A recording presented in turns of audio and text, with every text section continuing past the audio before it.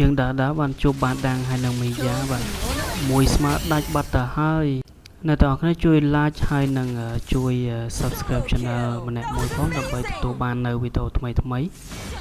ឡូវធ្វើការដើរជាបានជួបឌីរ៉តបាត់ជាមួយនឹងពីណា1 2 double kill បាទចំណុចថងនេះជាប់ stand ទាំង2ទាំង3នាក់បាទជាមួយអីយ៉ាថងនេះ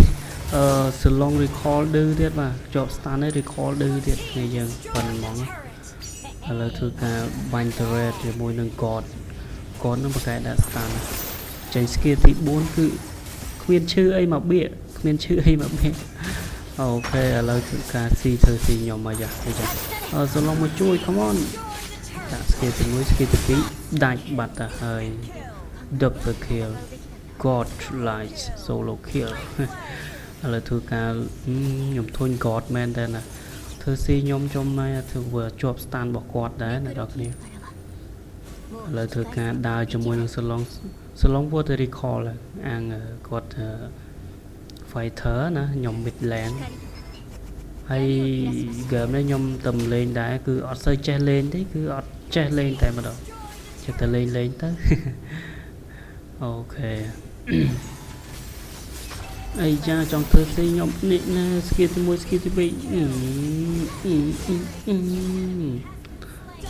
Hassiland double kill instant kill ជាអូខេ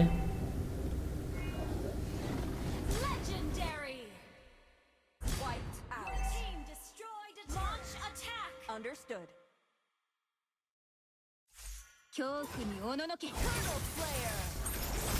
ចំណុចថងនេះបាទដើរបានជួយធ្វើស៊ីខ្ញុំបរោយគ្នាគេមកធេមបាទ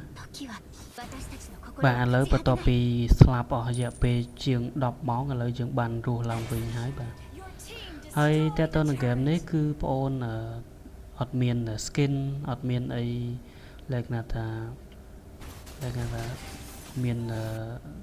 hero ដាប់កំពូឬក៏អ្នកចេះលេងគឺខ្លាំងគឺអត់ទេបាទគឺ game Mobile Legends ណាទៅdown លេងនៅលើ computer របស់ខ្ញុំយ៉ាងកថោណាហើយចិត្តទៅលេងទៅព្រោះអត់ចេះលេងទេបាទសងនេះស្លាប់បាត់ទៀតគេអត់ហើយបងប្អូនទាំងអស់គ្នាបើសិនបើចង់ recommend លក្ខណៈថាចង់ឲ្យខ្ញុំលេង hero អីជួយ comment ប្រាប់ផងហើយ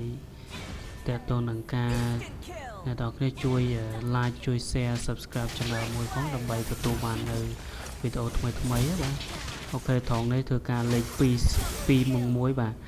បានដាងហើយនឹង god គឺអត់ឈ្នះ2 3អូខេនេះដាក់មក skill ទី1ដាច់ triple kill 3 kill ម្នាក់ឯងបាទគឺ easy ទេបាទទៅរៀនលេងដែរឬអាចស៊ី3 kill នឹងគេដែរឥឡូវធ្វើការដើរជាហើយខាងគេនោះសល់តែ2 turret ទេបាទគឺ turret មេឥឡូវដើរនោះឈ្នះអូតូបាត់ហើយថងនេះមិនចាអូខេ white turret 1 3 1ខ្ញុំមិនឈ្នះដាច់ទៀតហើយពីច្រើនខ្ញុំចូលចិត្តទៅលេងម្នាក់ឯង solo ដើរ solo ទៅពេល solo វាគេដើរ solo នោះពីច្រើនគឺមនុស្ស depression ណា depression ដើរលេងម្នាក់ឯងចូលចិត្តដើរម្នាក់ឯងប៉ុន្តែនៅក្នុង Mobile Legends ដើរម្នាក់ឯងគឺធ្វើស៊ីហើយបាទអូថងនេះយើងស្លាប់ក៏បាន victory ដែរបាទអរគុណបងប្អូនទាំងអស់គ្នាអរគុណច្រើនជម្រាបលាបាយបាយ